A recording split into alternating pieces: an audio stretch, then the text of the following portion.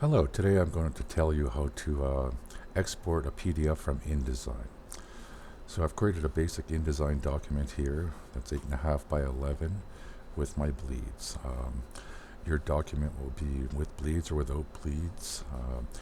So you set up your document for exporting to PDF to make it print ready. So under the File menu, you want to go Export. It's going to ask you where do you want to save your file, and you want to save it into the folder with your InDesign document. So you hit save. You always want to go to your base settings, which is your PDF/X-4:2008. This is your base settings from Adobe that gives you preset options. The only thing you might want to do is go to your Marks and Bleeds tab. You always submit your files with crop marks, whether it bleeds or not. You always set the weight to 0.5.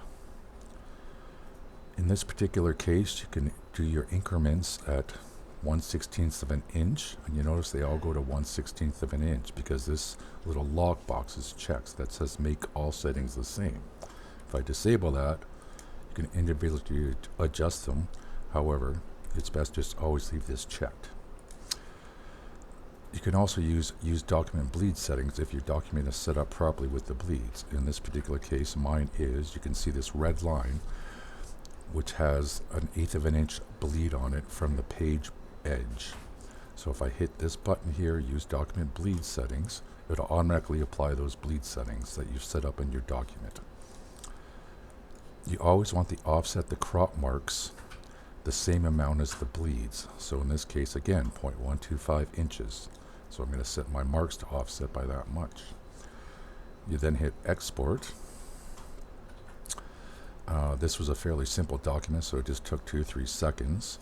If yours is a more complex and multi-page document, you'll see a little timer symbol up here that is still exporting. Once this little symbol that was there goes away, your document, your PDF is ready.